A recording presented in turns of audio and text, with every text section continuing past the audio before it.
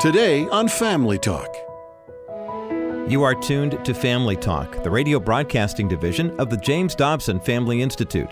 And I'm Roger Marsh with your host, psychologist and best-selling author, Dr. James Dobson. Today we're concluding Dr. Dobson's informative conversation with the Honorable Tom Coburn from the Convention of States Project. He'll continue to unpack the origin of this movement, and he'll also address the sharp criticism it has received. Dr. Coburn also identifies the rise of socialism and its potential impact on future American generations.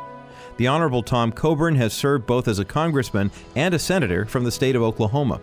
For 15 years, his primary focus was fiscal responsibility, which included balancing budgets and fighting wasteful spending. Dr. Coburn received his MD from the University of Oklahoma's Medical School in 1983. And with that degree, he also practiced family medicine for many years before entering politics. He and Dr. Dobson will cover a lot of ground today, so let's get started. Here is the remainder now of their conversation on this edition of Family Talk. Well, the proper title for this is a Convention of States. That's correct. It's not a constitutional convention. Its purpose is not to rewrite the Constitution. That's correct. It is to amend three prescribed elements to it. Right. And you have enumerated them. Right. Remember, the only thing that comes out of a amendments convention is recommendations to the states. So everybody... And 34 of them have to ratify it. No, 38 have to ratify it. 38 have to ratify it. Which means... So it is tough to change this. That's right. And which means 13 states can stop anything. So all the people that say, my hair's on fire, you're going to lose our rights for guns. There isn't going to be 38 states that say we want to give up gun rights. Oh, you're going to lose religious liberty. There's no way there's going to be 38 states that say we want to give up our religious liberty. So everybody that says what's wrong with this hadn't even actually thought about the fact that all it takes is 13 judiciary chairmen in either the House or the Senate in the whole United States of these state legislatures to say we're not taking it up. And it's dead. So there is no downside risk. The risk is... There's no risk of a runaway convention. And there never has been a runaway, but let's talk about what's run away. What has run away is the U.S. federal government from the core principles that our founders wanted it to have and the limited powers it was supposed to have. That's what's a runaway. And so here's the question to your listeners that are doubters. Do you think we're in trouble as a country? Oh, there's no doubt about that. So what's their solution? Do you have a solution to fix our country? The next election cycle isn't going to fix our country. And the next one after that isn't going to fix our country. What's going to fix our country is restoring the balance of power between the branches of the federal government and the states. That's what's going to fix our country. I tell you what people are worried about. You know it far better than me. People like George Soros and Tim Gill and others who are billionaires will pour massive amounts of money into propaganda, advertising, buying off politicians, those that will speak against this idea and will overwhelm it because nobody in power is going to like it. Well, they've been doing that already, Dr. Dobson. A year ago, this Mother's Day, George Soros and 233 liberal, left-wing, progressive organizations put out an ad. They all say that you can name them, from Planned Parenthood to federal employees unions, you just name it, all came out and said, we're against this. And when they were asked why they're against it, it's because you're going to roll back all the socialism we've put into the country and that we can't afford. Well, that's right. Let's actually return to the roots of our country that says, let's be responsible, let's help our neighbor, let's have government programs that work that aren't filled with fraud. Let's don't duplicate programs just because somebody else wants to look good at home, i.e. the job training programs that I mentioned, and 400 other examples of it. But let me tell you the good news. There are now 4 million volunteers in this country supporting this movement. Do you know any other organization that has 4 million volunteers? No, it doesn't exist. There's a district captain in every legislative district in the United States supporting this, with other individuals in that district. So, Senator, this is not a harebrained idea that you and 4 or 5 of your buddies have come up with. This is a movement that has far more roots than people realize. Absolutely, and in a year from now, we'll be saying we have 7 million, and 3 years from now, we'll have 12 million, and we're on our way to 20 million volunteers, because that's how we're going to get this done, is grassroots movement that says we want our freedom back, we want the federal government to decrease in size, we want the liberties protected that the federal government has done, like discrimination and things. We're not talking about going after those. We're talking about restoring decision-making. You know, how about it, a city council can't make a decision because some federal judge has said something about some little snail darter somewhere that isn't really on the risk list? Let's let people live free. Do you realize our country for 200 years was number one in economic freedom? You know where we are today? Where? 19.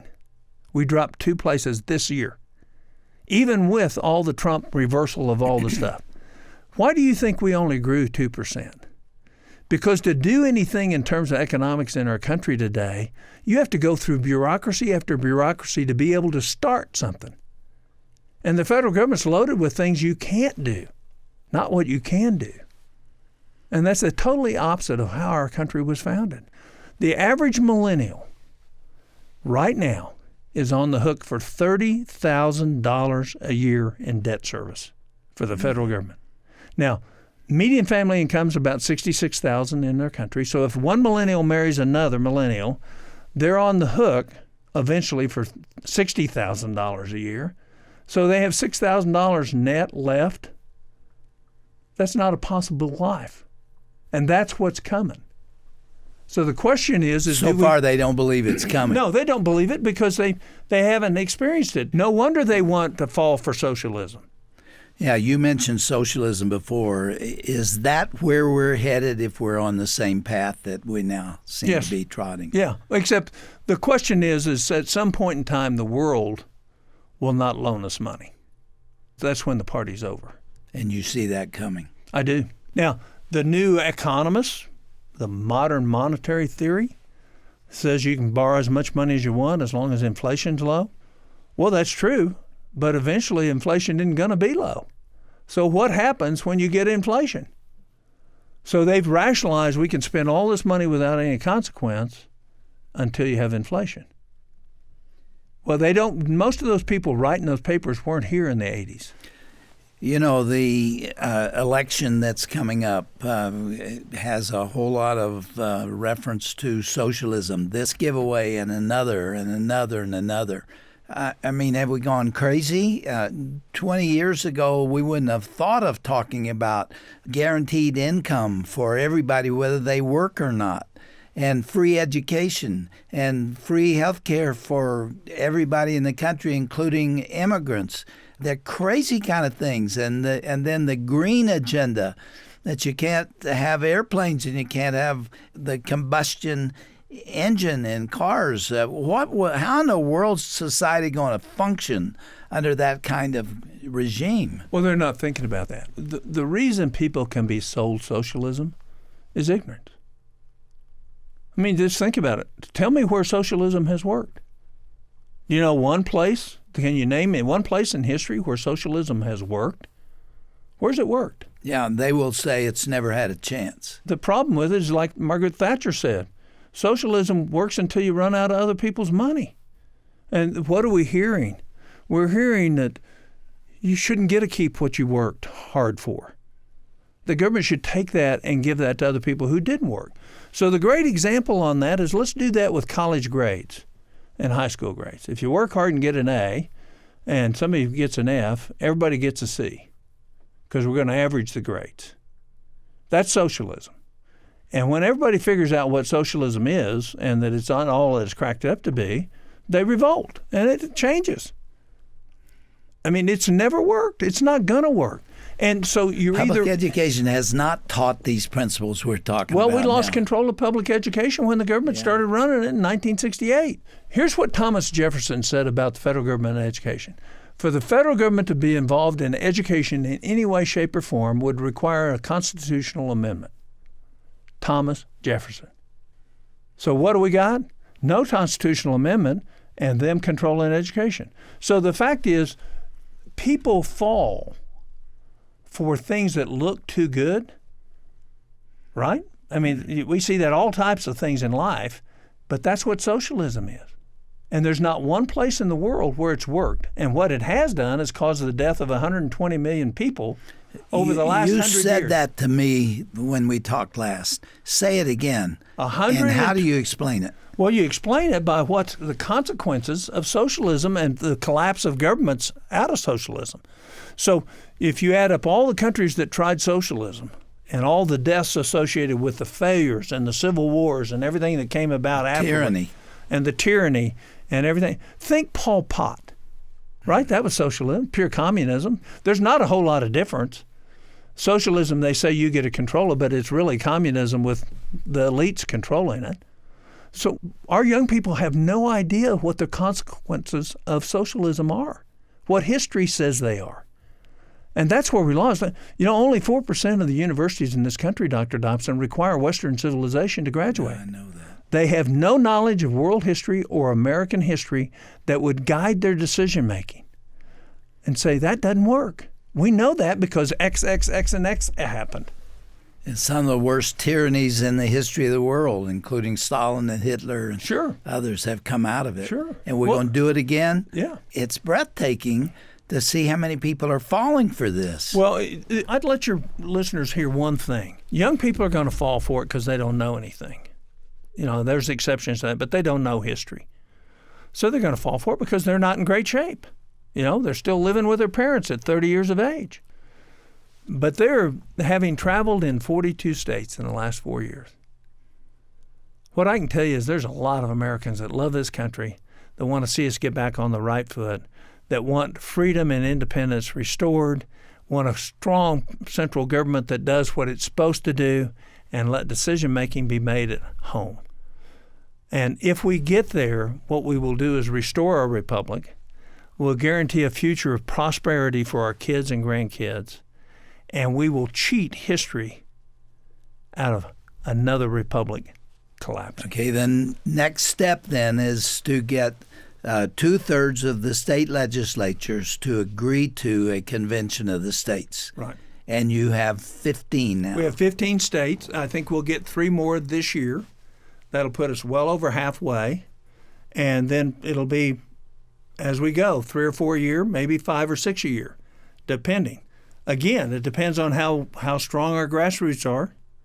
You remember, local legislators listen to their communities. And when we have this kind of power and this kind of number of people, they're going to come around. What does national polling tell you? National polling tells us that over 70% of Americans agree with this. 65% Democrat. I'm surprised that many even know what it is. Well, they do. There hasn't been a lot of publicity about it. Well, we're trying to change that as we're on your show today. And over 80% of Republicans agree with it. So you're somewhere in the mid-70s for people, and that varies by state. You know, the far northeastern states, it's still surprising the vast majority of people in the state agree with it. It's just not as strong. So it's a matter of getting it effected through the state legislature, through what's called joint resolutions. And so, you know, we still have some states like Nebraska. We have a couple of guys up there blocking us because it's a unicameral. Iowa, same thing, but we got a good shot in Ohio and Pennsylvania and Michigan. And what does that resolution look like? Yeah, it says we, as both the House and the Senate of the state of Michigan, concur that we want to file this joint resolution saying we want to call for a convention of states under these 3 topics, limited to these 3 topics. And then what they can add after that is, here's the consequences if you don't do what we say, if you're sent up there by us. So, for example, Indiana, it's a felony fined by 10 years in jail if you don't follow what Indiana told you to do if you went to that convention. So there's some teeth to make sure this isn't going to run away. And a lot of states have gotten those extra things put after they file the regulation, the application. So there can be no runaway convention. There is no runaway. And here's the last thing for your listeners to consider. Anything that can come out of this convention can come out of the Senate and House right now. But it will never happen. I know. So liberty's precious. It's worth fighting for. And if you're afraid of what we're doing, then you need to go to conventionofstates.com, look at the frequently asked questions, and then write us a letter, email us. We'll answer every question you have. Well, you've been there, Senator, and you know that the Congress is not going to change. It's driven by power, it's driven by influence, it's driven by money, and it is not going to change. People go there with these lofty ideas, and they get what's called Potomac fever, and the next thing you know, they sound like everybody else. We've watched that now. I've watched it for many, many years, and I think that here's a candidate that you can count on to go there and say what he means and deliver on his promises. It doesn't happen. There are very few people that deliver on those promises. I think that's one of the reasons people are shocked by Donald Trump, is that he made specific promises, and whether you like them or not, he has tried to keep them. The only thing is he's got both Democrats and Republicans fighting him over them. You know, I have several staffers that have worked for him, and here's the question he asks them every morning when he sees them. Don't tell me what you did yesterday. Don't tell me what you're going to do tomorrow. Tell me what you're doing today to keep the promises I made to the American public. Does he say that? He says that every day to every one of them. There's power in that. As a way to end these two programs, Dr. Coburn, go back to the place where we started. Article 5, it came from primarily George Mason, who said that the Constitution has an oversight here. What are we going to do if the Congress gets out of control? And there's nothing in here to tell the citizens how they can override or deal with Congress. That was the original thought. Right. And so he put in Article 5, the second part, when 2/3 of the states call for specific measures in a convention of states, then the Congress has to call a convention of states. And the Congress only has two things to do. They get to call the time and place, and then once it's through, they get to say you can either approve it by convention or you can approve it by your legislature. And that's all Congress has to do with it. Who chooses the delegates? The state legislatures do. Well, that looks like a chink in the armor there. Because we have New Jersey's going to choose people very different than Oklahoma. They are. But again, you think we're going to get Massachusetts, New York, New Jersey, Vermont, Washington, Oregon, and California? No. We don't need to say, so what? We're going to win this. We get to convention, the average American wins. And we no longer have the elitists on the NBC, CBS, ABC News, and everywhere else telling us what we have to think. All of a sudden it'll be back, well, we have the power now vested within the states that, we'll actually make decisions that are best for our citizens. So you hold a convention, and there are, as you envisioned it, 3 amendments to the Constitution that you're proposing. And that comes back to the states, to the state legislatures, and 38 of them have to approve it. Right. And that becomes the law of the land, and if Congress doesn't like it, that's too bad. Too bad. If the Supreme Court doesn't like it, it's too bad. If the Supreme Court doesn't like it, it's too bad. That kind of sounds good. I like the ring of that. Yeah. Yeah, it's actually self-governance. Citizens for self-governance. Abraham Lincoln referred at Gettysburg to government of the people, by the people, and for the people. This is a big step back in the direction of putting the power in the hands of the people. That's right. And there's no other way they can get it. I get asked all the time by young people, I think I want to be a U.S. Senator. What should I do? I said, go get a job for 35 years, learn everything about life you can, and then run for an office. Don't run for an office now, because you really don't know anything about life. And I can say that as a 71-year-old man, because as a 35-year-old, I would have taken offense to that, but that's actually true. We actually learn a whole lot through our life experiences, our gray hair, our failures, our conflicts. We need that as a frame of reference for people who are representing our values in Washington. We're talking to former Senator Tom Coburn about the Convention of States and what it would do to this country. There is no other answer that we know of. There's no way to keep Congress from spending money. We've tried it all ways from Sunday. There's not a lot of support for that idea because people love to spend money, especially somebody else's money. And they're not going to pass a term limits provision because they want to stay in power. So does the Supreme Court, and so do all the federal judges. As of right now, it's a lifetime appointment. You want to change that. And what's the third? Limit the scope and jurisdiction of the federal government back to what it was intended to be. The enumerated powers as outlined by our founders. So if it's not written in the Constitution, the federal government can't deal with it. If they're not going to follow the enumerated powers, then we have to fix it, and that's what this is doing, fixing it. Okay. One of the big questions that I see that people ask me about is they're worried. Our country's worried today.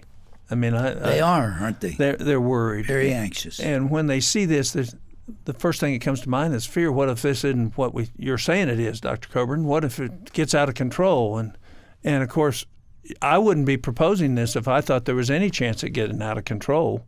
I don't think anybody loves freedom more than I do in this country, other than the people that have sacrificed their lives to save us. So fear is a natural consequence of lack of knowledge and lack of situational awareness. Well, it's also realistic. I worry about my grandkids. What is the world going to be like in a socialistic society if we go in that direction? Well, it's good to be concerned. It's not good to be anxious. We're told to be anxious for nothing, but through prayer and supplication, let every request be made known to God. And the peace that passeth all understanding will guard our heart and mind in Christ Jesus. So anxiety is a part of our society today. Worry is a part of it. Fear is a part of it. We're seeing that. We see that manifested in a lot of different ways. And we're seeing it with this because people, they don't know about this. How could this work? Surely there's a downside to it. The only downside is not doing it. You want to bring a sense of hope back to America. When I get on an airplane, Dr. Dobson, and I'm sitting next to somebody and they don't know anything about this, I said, what do you think about our government today? I don't even want to talk about it. I said, did you know there's a way to fix it? They brighten their eyes. They said, what? Tell me how. And so I explained Convention of States and Article 5 and what our founders gave us and how we can actually restore the balances of power. And they said, I never knew. I said, well, go to our website, conventionofstates.com, and look it up. We're going to fix our country.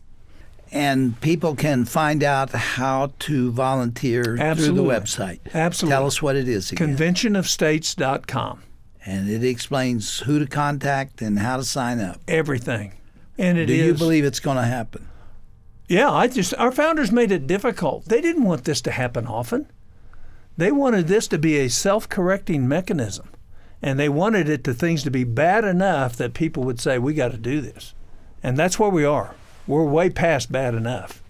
I'm 71 years old. I remember the 50s. So do I. I remember when everybody didn't have to have two members of the family working to just get ahead.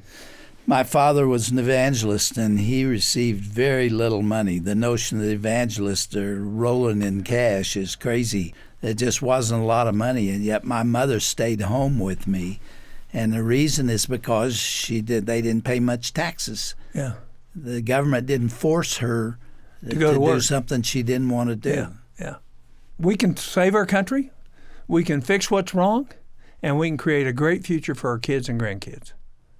But not if we don't act, not if we don't participate.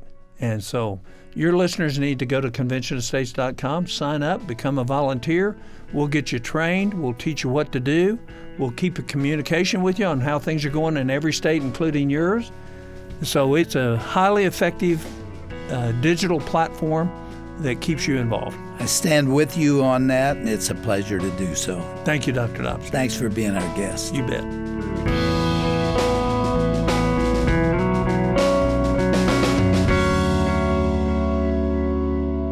I'm Roger Marsh, and you have been listening to Family Talk. Dr. James Dobson's guest today has been the Honorable Tom Coburn. Go to our broadcast page at drjamesdobson.org and learn more about Dr. Coburn and the Convention of States Project. While you're there, you can also request a copy of this 2-day conversation as well. Find all this information and more at drjamesdobson.org, then tap onto the broadcast icon at the top of the page.